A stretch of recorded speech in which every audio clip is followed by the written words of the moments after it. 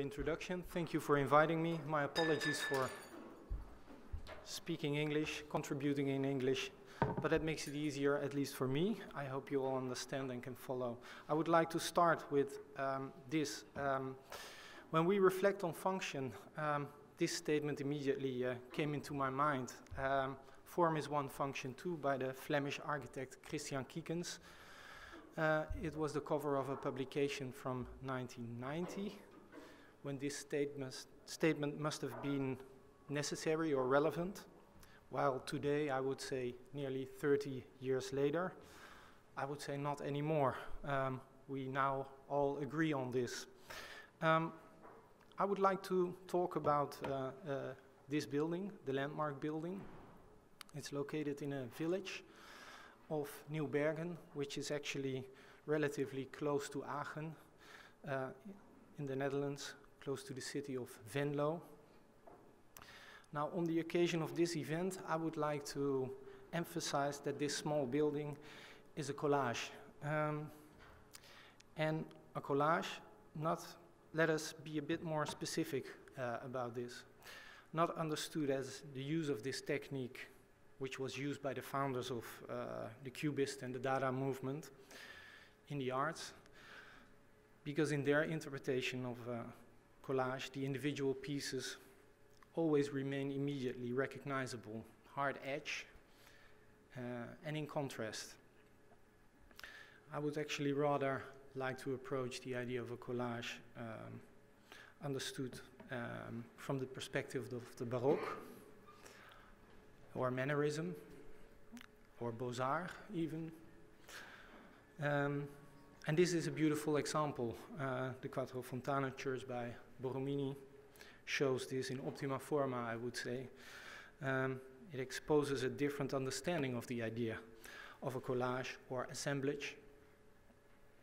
Calls it a relative smooth type of transition, clearly showing that coherence and melting is the leading motive here, heavily supported, of course, by the unifying and light color of the plaster and the facade. Now, this interpretation of a collage leads us back to the landmark building, and this was also a motive for us during the development of the design, making a building which elaborates on the idea of bringing various components together and finding a new cohesion, a cohesion which is stronger than the voices of all the individual parts. And I show you a couple of images. I would also like to emphasize that the most dominant function of this building is one of representation. By the act of adding character to a rather uncharacteristic small village. And I will provide a bit of context about that.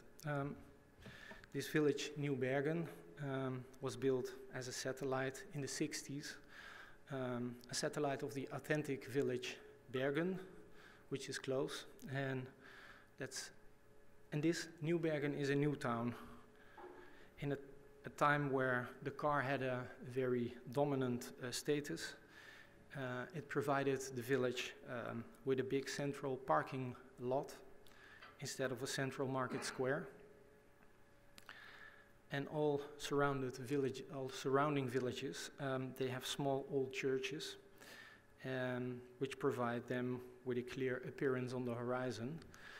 And Nieuw-Bergen was lacking this identity, this bright token of identity. And therefore, the aldermen decided to restructure their village center by creating a central market square. So no more parking, and adding an important wish for a tower which would be both visible from far away, but would also provide a view over the environment, which has a beautiful natural park. So there was a demand to make a tower which was publicly accessible. Hence, there was actually no other function given during the competition. Although we did propose a bar or cafe, none of the people involved felt the urge to concentrate on this important matter of providing a program. Therefore, we had no direct constraints coming from a program. So, in a way, this building was developed by us as a folly, or even a large billboard, or as a symbol. This is the diagram of the plan, and these are the plans. Although we did anticipate on the a possibility of a cafe or bar, there was always the threat of the ground level being occupied by a clothing shop, and therefore we decided not to be too worried about the program by making the emblem and the geometry of the interior as clear as possible without excluding the possibility of a bar nor any kind of shop. Only later, approximately 2 years after realization, a small cafe was opened here. Now, going back to the idea of assembly and collage, how to see this building as a collage? Well, I would say we've implemented a grid on the facade because it provides order, rhythm, and scale, but the grid of the facade is detached. It's not expressing its true structure. It's not expressing the true construction. The construction is a flat wall out of concrete. It's in situ poured concrete, and this grid is, in that sense, obviously dishonest. Instead, the scale of the grid is, I would say, rather informed by the scale of the context than representing the floor height. This is a detail of the facade, and the importance of this element, the grid, is actually emphasized by the dominance of the grid over the window openings. So sometimes the grid is just splitting them up into two or is pairing them. Also, the section shows another detachment, part of the core. Can you see it? Yes. Part of the core is hidden. There is a part of the core contains a hidden in-between floor or mezzanine, which you can see here, and it's actually not expressed on the outside. And the basic material of the landmark is a red hand-formed brick, which was covered by a greenish cement slurry, offering the possibility to provide for patterns. And these patterns are mainly local masonry patterns.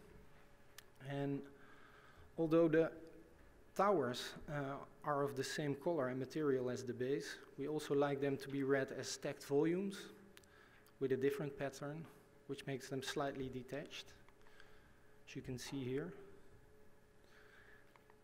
Now, on a different level, we found ourselves confronted with a rather complex typological question. What type of building should this be? It's obviously not a religious building. It's not part of the town hall, which is next to it.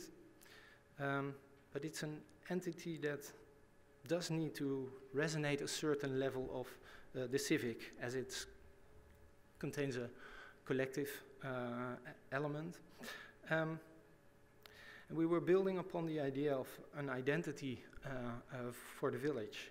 We came across this typology of a trade building to be found on most marketplaces in the Dutch medieval cities. And all of these buildings hold quite an important position, not being religious, not being institutional, but obviously collective. Besides, they have very strange proportions, are very slender and high, and they are hugely decorated, which makes them always a bit funny and humoristic. After exploring several high structures in the surroundings, We've also found out that most of these structures were made actually for industrial and utilitarian purposes, so mine shaft buildings. And therefore, they were actually not so much fitting for us to use them, as this type of buildings are not fitting to the intimacy of a new market square. So therefore, we chose these trade buildings. Actually implementing a typology which is rather exotic because it has another use, another status, and it was never there before in this new town. But it does express a level of civicness. I would also like to show you the steel structure of the tower during the realization process. Also an image of the interior of the tower, revealing the non-representative side of the tower, where we intentionally left the interior rough and unpolished to emphasize this. Now, why am I emphasizing perceiving this building as a collage? Because the function of this building is mainly based on representation. It is a public building. This requires a facade with an expression and a narrative which is rather informed by its status in its context than following the functional diagram of the interior, something which resonates in our practice as well.